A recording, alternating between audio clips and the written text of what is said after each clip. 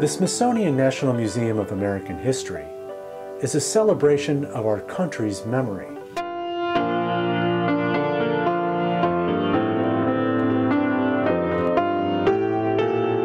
The surface has collapsed. As manager of preservation services, Richard Barden's job is ensuring these treasures are never neglected. And he'll never forget what his training in the Buffalo State Art Conservation Program has meant to his career. Because I learned all these different materials, how they're made, how they deteriorate, the mechanisms of deterioration. Now that I'm managing 3 conservation labs, I need all that information to help myself do my job. So what are you going to do with the hand? When I'm talking to our costume conservator and we're talking about silk or rayon, having that background has really helped me. When we're treating Thomas Jefferson's Bible, I need to understand how ink corrodes, iron gall ink corrodes, how the papers change, how the leather on the binding makes a difference. Richard is assisting paper conservators in a condition assessment in order to treat the Bible's fragile status. He took an English, French, Greek, and Latin translations of the Bible, cut out the passages that he thought were important for Jefferson's sense of morality, and made his own personal copy of the Bible of what he believed in. He's responsible for the care of over 3 million objects, everything from the monumentally historic to the monumentally hysterical, and all stops in between. Richard was also very involved in the museum's massive renovation project, particularly in the construction and design of materials used in new exhibition cases.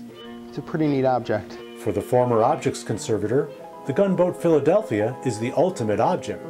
The Revolutionary War vessel was built in 1776 and sank that year during a battle on Lake Champlain. It was excavated from the depths in 1935, eventually ending up in the American History Museum's collection in 1964. In some ways, this object is structurally stable, but the surface is not.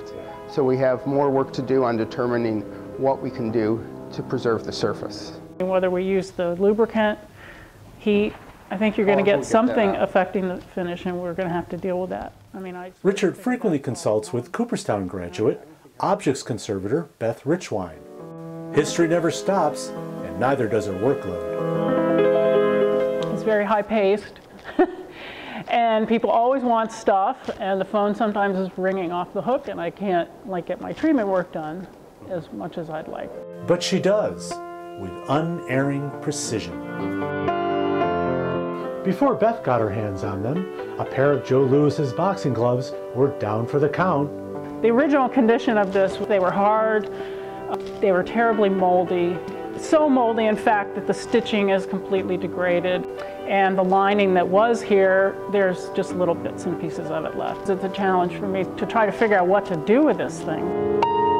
I like materials, and I like to think of them in terms of the materials and how can I use those and what can I do to make it better. The Smithsonian Institution takes a great deal of pride in the work of their conservators. So much so that over at the American Art Museum and National Portrait Gallery, the Lunder Conservation Center gives the public an open view of 5 different treatment labs. American Art Museum paper conservator Kate Maynor frequently is called upon to give tours. Now here in this setting at the Lunder Conservation Center in particular, I've enjoyed the interaction with the public and in presenting the work that we do. Preserving America's cultural heritage is a real charge. Of course, working for the Smithsonian is wonderful, but in particular, having worked for a collection of American art for all these years is really inspiring. Oh, it's fun because I get to work on a big variety, and I get to work on American icons. Our work in conservation allows us to connect with every artist whose work we treat, whether they're famous or not famous.